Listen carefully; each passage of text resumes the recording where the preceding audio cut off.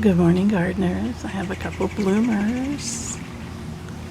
This one's could be a little disfigured because it was up against the screen porch, smashed in there, so it didn't get to, I think, open the way it wanted to. And this one here is a mess. I thought it was like a bloom that didn't happen, and I see bites in it, and I was messing with it and something fell out of it. Can you see the little worm thing inching along right there? It was munching on the orchid. That's one thing about plants and outdoors. There's critters. Okay, so what is this? This is the, I hope you can read it. Let's get you. Hilo Ablaze, Hilo Gold. And I purchased this from St. Pete Orchid Farm. It's been a while. And at the time it was $35. Yeah, so it's an oncidium, obviously. I did put just a little stake right here because it was the way it was going to be terribly in the way. So yeah, the plant looks pretty good, I think. Considering I've had just a tough time with oncidiums this year. I don't know why. Because I always think of them as easy to grow. So, all right. So next we have this thing, and I remember this blooming before with two really light blooms like this, but really kind of not really peachy, almost beigey. Yeah. Oops. All of its color is in here.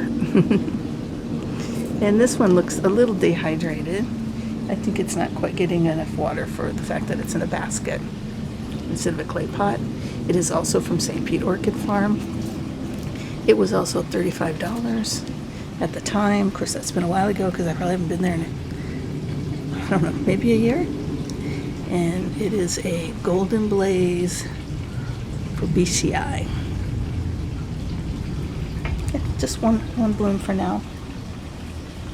It kind of surprised me because I did notice that the sheath was doing something, and then boom, next time I looked, it was full out open. So sheath was apparently further along than I thought. Oh, all right. Well, those are the good things that are happening. Let's look at some other stuff. Okay, I moved a Vanda into one of these pots, and I don't know, that might have been a mistake. It's not looking as good as it did just hanging. I gotta do a little bit of rearranging here today to make sure that it's getting all the water that I give to it, you know. This guy, I don't know. That's a root, I think, and then it made some leaves. It has a few green roots left.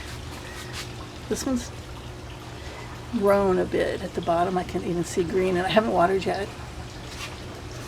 But it's a struggle keeping these alive. I think I mentioned before, I don't know if I'll ever get a leafless orchid again.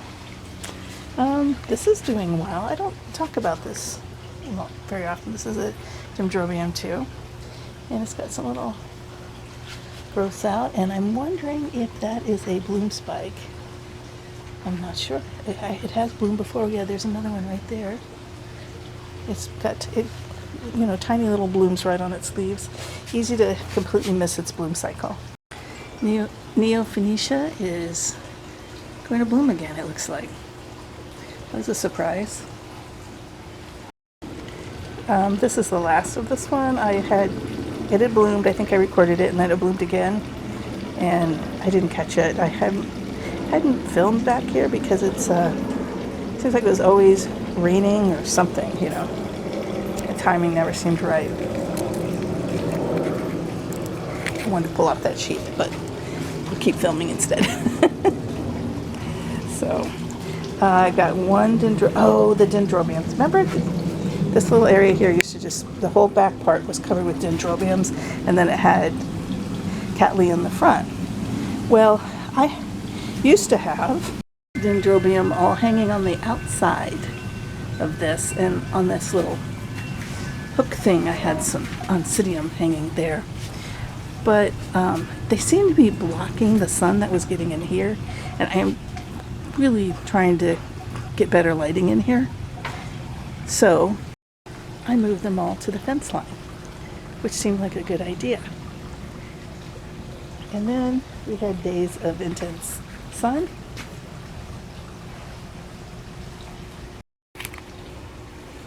Yeah, they got sunburned. I moved them from not enough light to way too much light too fast. And they've lost some leaves. But, oh, there's a bloom spike on one. One bloom spike, 2, 3. Yep, here's one, and here's one. But I still think they'll be okay because the others have lived outside. Oh, and there's a bloom spike there. Here's one. There's 1, 2, 3, 4, 5 bloom spikes there. Here's a 6th one. And it's got 2 blooming. Now this was one of the ones that was outside before. Or it just looks like a mess of roots probably. Yeah, so you can see. Now this was kind of one of those younger ones. So I tried to move these. Yeah, I think the one that was, another one that was pretty damaged by this move is this one, as you can see. But now that they're out here and I did just recently move this one to a lower on the fence where it's going to get a little less sun. But this has come out since it's been here. So I don't know, all the sun has kind of forced them to start blooming. Here's another one. Now you can tell which ones were accustomed to the sun and which weren't. And these are all these little ones. This is an old one that I had over in the hospital thinking it was dead, or about to be dead. And what did it do? It put out this. So I said, you know what, I'm going to bring it here where I can see it. And this one is kind of under the palm a little. So this one here, it's the one I worried about most because it is not in any, doesn't have much protection for its roots. And so far so good in the sunnier spot. But again, it is covered just a little bit. There's another root, another bloom spike. So no bloom spike on this one. This is another one of the younger ones. And it's not getting as much sun because it's way over here. And then my Cattleya, my gold digger that I had moved to the front yard, is that, I think I'm looking at, yep, I think I know what that is, scale. This is one that I was worried was diseased. Yeah, there's scale. Alrighty, got to bring this guy in and work on him. And I've had him outside for a while in the front yard in different places, just trying to save him, but yet not let him give anything to any other of my plants. He's had scale really bad in the past. That's like the scars of it. So I moved him over here too. And they're getting rainwater, which might be one of the reasons that they're deciding to bloom so profusely. Okay. And my phals got underwatered when I was gone a while back. And I'm still trying to hydrate them. Some of them responded pretty quickly, like this one. But this whole side over here responded pretty quickly, except for this one.